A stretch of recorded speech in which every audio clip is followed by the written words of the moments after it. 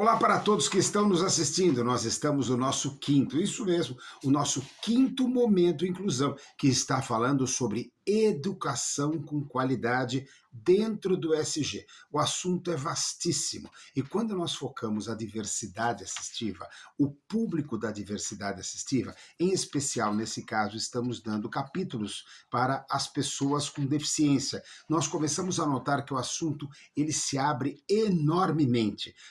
Ou seja, para que nós tenhamos dentro do SG um conjunto de práticas ambientais de governança com foco social, nós temos que realmente estar adequando os nossos negócios, as nossas empresas, de maneira bastante precisa. Mas para continuar a falar sobre esse assunto, nada melhor do que a professora e psicopedagoga Cleusa Mangueira Solevente, que já esteve aqui conosco e vai dar continuidade a esse assunto, mostrando a sua experiência de 34 anos no setor como professora e também como psicopedagoga. Tudo bem, professora? Como é que está você? Bem, obrigada. Tudo ótimo. Olá para todos. Beleza. Vamos lá então, professora. Vamos agora começar aqui. Eu preciso ler, pessoal, eu preciso ler, porque a política de governo do estado de São Paulo, em particular, ela foi criada em 2020, foi reformulada em 2020 na gestão do governo Dória. Diz o seguinte: segundo as políticas de educação especial do governo do estado de São Paulo, a educação é tratada como direito humano fundamental que perpassa o acesso, a permanência, a participação e a aprendizagem dos estudantes deve ser garantida a todos, de forma a efetivar uma educação cada vez mais inclusiva e equitativa. Quando dizem que deve ser garantida para todos, estamos falando que nós temos que ter o desenvolvimento de tecnologias assistivas para que permita uma educação para todos e, sem dúvida alguma, de todos os conceitos que são empregados no design universal. Professora, baseado nessas salas, que são chamadas também de salas de recursos multifuncionais, o conteúdo e também sobre o conteúdo programático, que é interessantíssimo, conte para todos nós um pouco da realidade sua e dos professores nesses últimos anos que a senhora vem lecionando.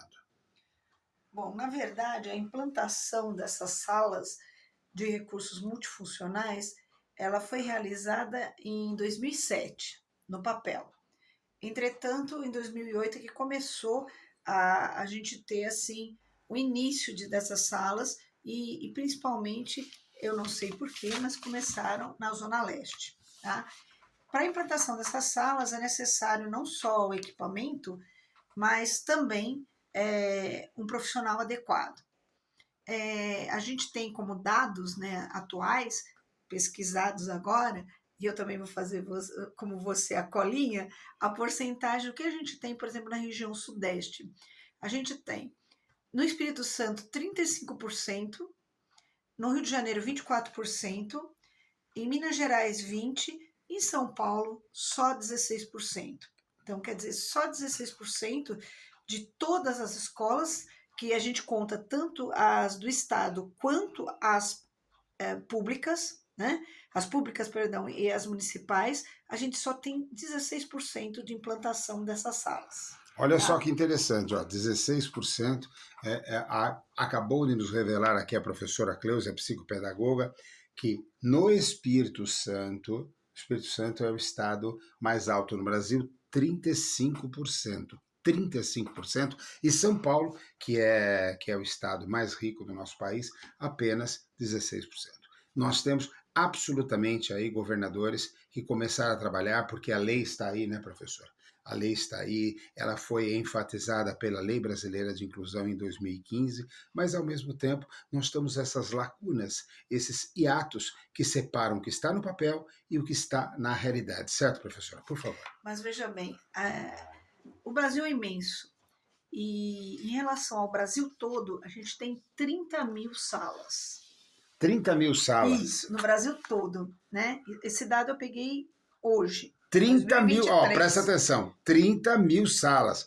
Ou seja, em matéria de Brasil, é um número bastante impressionante. Mas em matéria de percentuais, ainda há muito que se fazer, porque as propostas dos governos é que as salas multifuncionais, né, professora, elas estejam presentes em todas as escolas.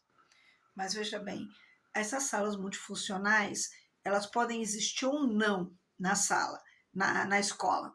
O que acontece é que a escola tem de fazer um pedido, tem uma data para isso, e a partir do momento que a escola faz o pedido, todo o material dessa sala, ela virá para a escola. Então, por exemplo, o ano passado eles tinham a data de junho para vir para 2023. Se não foi feito, não foi feito o pedido, então não foi recebido o material. Agora precisamos entender também, professora e psicopedagoga, como é que ficam os profissionais, no caso aí, os professores, como é que funciona isso? Bom, é o seguinte, agora mudaram até os nomes, né?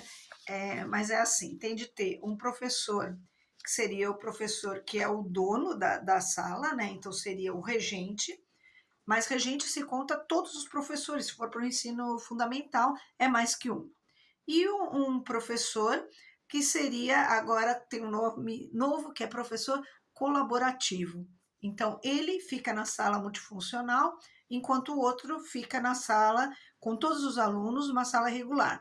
Se o professor, por exemplo, regente, ficar de manhã, então o outro, né, ficaria na sala multifuncional no outro período, então ficaria no período da tarde e somente com os alunos, ou superdotados, ou aqueles que têm dificuldade, algum problema, algum transtorno no seu desenvolvimento. Olha, nós para ilustrar, nós separamos o gráfico, o quadro número 1, que mostra aqui, vou pegar a cola, nós estamos em 2020, nós estamos aproximadamente com 62.563 mil alunos. 63 mil alunos, isso somente da rede estadual de educação do Estado de São Paulo, que é da Secretaria de Educação, a SEDUC São Paulo. Então, nós temos em torno de 63 mil alunos. Hoje é 2021, sem dúvida alguma, nós conseguimos perceber que há um aumento médio aí de 5 a 6% por ano. Então, nós podemos calcular 2 anos, 12%, nós podemos calcular em torno de 70 mil alunos, arredondando o número, nessa área, somente na área de educação. Se nós temos governador, 16%, o governador que está nos ouvindo com certeza aí de São Paulo, se está com apenas 16%, nós temos muito ainda que trabalhar, não só com relação aos equipamentos de tecnologia assistiva, né, professora, como também a formação de docentes, né, para o caso.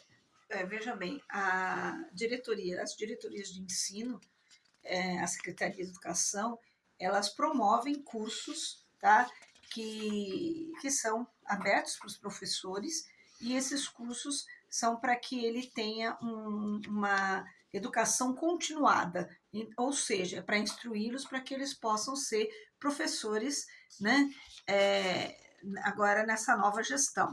Agora, veja bem, a acessibilidade ao conhecimento, ela é para todos os alunos, independente se ele é ou não deficiente. Só que todos os indivíduos eles são diferentes, eles têm formas diferentes de aprender. Então, por exemplo, quando você falou lá do currículo, o currículo é igual para todos. O que você tem é uma adaptação. Perfeito. Tá? Olha aqui, professora, nós selecionamos o quadro número 2 também, o gráfico número 2, que a gente mostra aqui, vocês estão vendo aí na tela, a matrícula de educação especial por tipologia de deficiência. E uma coisa muito interessante, né? Isso é natural. As pessoas que estão nos assistindo, isso é absolutamente natural.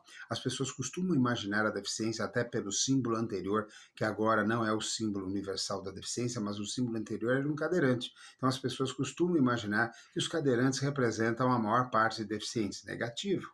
Olha que coisa interessante aí. Nós temos deficiência, a deficiência física representa no estado de São Paulo apenas em torno de 9.300 alunos. Já a deficiência intelectual, veja só que loucura, ela chega a 40, quase 41 mil alunos desses quase 70 mil que deve estar hoje, crescimento de 6%, em torno de 45 mil alunos. Falando dessa deficiência intelectual, professora, algumas deficiências exigem a presença de um professor colaborativo, a senhora já até falou colaborativo, com conhecimento e interpretação de Libras, tecnologias assistivas em braille, carteiras diferenciadas, tablets especiais, aplicativos específicos para atendimento de alunos com paralisia cerebral. Tudo dentro de uma proposta de ensino igualitária, como a senhora é, nesse caso. Como é que a senhora presencia essa realidade que está acontecendo no dia a dia? Bom, tanto o Estado quanto o município, eles têm alunos, né, que estão nessas condições, como você pôde ver o percentual. Entretanto, o que a gente tem é que, primeiro, tem de se qualificar os professores. Você não tem o número de professores qualificados, como você disse, que saiba braille, que saiba é, as libras, mas você tem o quê? Um número pequeno que é qualificado. Esses professores qualificados serão eles que têm de ficar com essas crianças, tá? Por quê? O outro professor, ele já está como regente, e nem todo professor regente sabe lidar com essas novas tecnologias.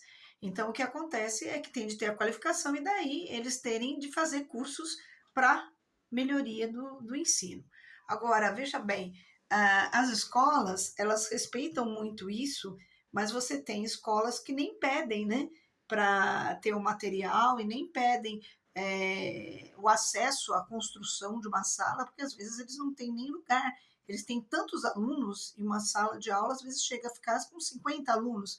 Então, como você ter uma sala, né, de recursos? No Estado, elas chamam sala de recursos e não sala de recursos multifuncionais, tá bom? Ok. Por isso que, nesse momento, eu falei a tipologia deles, né? Ok, olha, professora, esse assunto, ensino de qualidade com foco no ESG, nós temos aí uma oportunidade gigantesca, mas senhores diretores que estão nos ouvindo, são os diretores que fazem o encaminhamento dessa necessidade, Sim, né? sim. Senhores diretores, Depende da matrícula. ok, Se uma escola não tem matrícula, ele não tem, ele não vai pedir. E a outra coisa é o seguinte: se uma escola tem essas crianças e tem uma outra próxima que tem essa sala, então, como é contrafluxo, é período diferenciado, então a criança pode estudar no ensino regular numa escola e no outro período ir fazer o acompanhamento em perfeito. outra escola.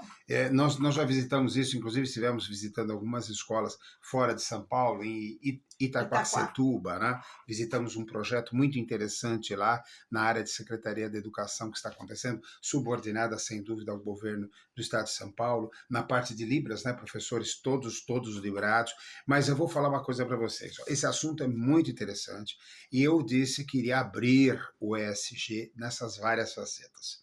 Nós vamos entrevistar sempre aqui, para cada objetivo do ESG, nós estaremos com um profissional, porque é quase impossível você conseguir abrir tudo, e mesmo que as entrevistas elas acabam ficando mais elucidativas, mais ricas, o assunto acaba ficando muito mais envolvente, tá? Mas nos próximos momentos, inclusão, a gente vai falar dos tipos de deficiência e das tecnologias assistivas existentes na área de educação. Nós vamos mostrar algumas tecnologias assistivas. Gente, eu espero vocês nos próximos momentos, inclusão, e por favor, deem o seu like, façam perguntas, nós estamos absolutamente à disposição para que tenhamos o quê? Para que tenhamos essa necessidade de cada vez mais estar integrando as pessoas.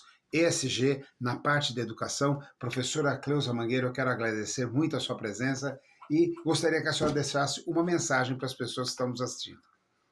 Bom, eu acho que o importante é se conscientizar sobre essa situação e principalmente lembrar o seguinte, né? Você falou, e como é que você pensa sobre os dias de hoje? Os dias de hoje a gente tem as duas coisas. A gente tem as pessoas conscientes e você ainda tem um número de professores que acho que inclusão é dar 5 para o aluno. Gente, um abração para vocês e até o próximo Momento Inclusão com o professor Duda.